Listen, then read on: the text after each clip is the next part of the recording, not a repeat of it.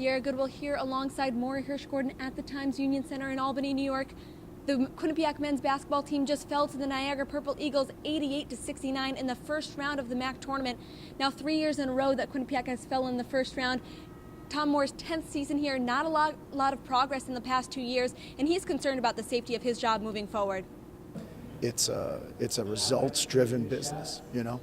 So I'm concerned. I look back on what we've done here in our 10 years, and again, I'm still very proud of what we've done in the grand scheme of things, but I'm not happy, obviously, with the last 2 years. So you just heard from Tom Moore. The numbers don't lie, Morey. So what's your take? 34-57 over the last 3 years, 19-42. Quinnipiac is over the last two. Just a one-win improvement from last year to this year, and just one playoff win in the last 5 years. That's in the NEC and in the MAAC. That won't cut it. I know Greg Amodio is expecting a lot more from Tom Moore, as well as a lot of the coaches and people around the Quinnipiac community, and it's tough times in Hamden right now for Tom Moore. And despite those 2 years being rough for this program, Tom Moore does believe the future is bright with two freshman studs in Peter Kiss and Mikey Dixon, and a returning senior in Shays Daniels, who he thinks will be really, really dominant next year. So Tom Moore believes that next year, Quinnipiac could make a big jump in this conference. As I look at the group, I think it is a one-year reboot, but our record won't reflect that it was a one-year reboot. Next year, he'll be the best big man in the league.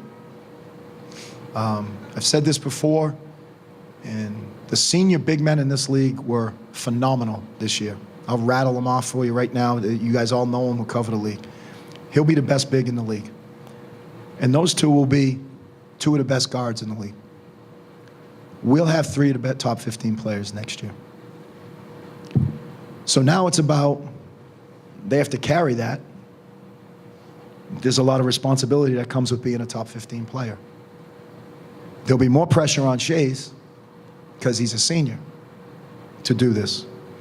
But the two sophomores have a lot to learn, continue to grow, but they're going to be two of the top 15 players in this league.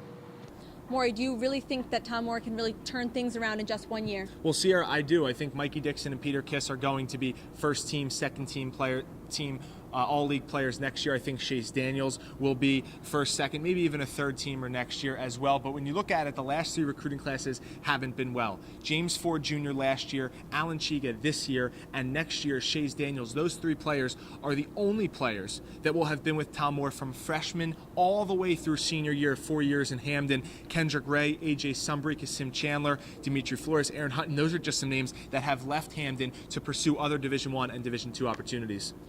Yeah, that's a good point, Morey, because Moore said after the game that, fourth-year seniors, third-year juniors are really what drives this league. And one player who has the chance to come back for his fifth year of eligibility at Quinnipiac is Alan Chiga, and Tom Moore thinks he would be a great asset.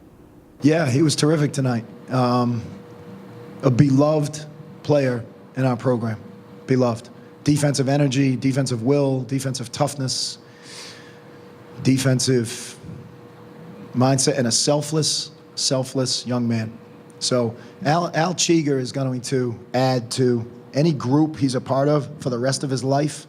He's going to raise that tide, and he's risen our tide a great deal in his 4 years, and that's still probably something that he and I need to talk about.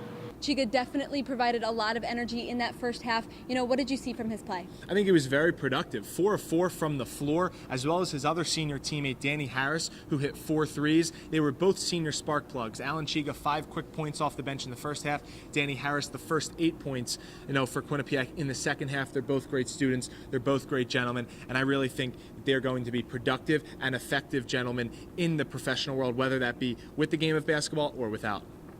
And that does it for the Quinnipiac men's basketball season. But don't forget, the Quinnipiac women's basketball team plays here in Albany Friday at 1 p.m. against Canisius. Follow all of our coverage on Q30television.com.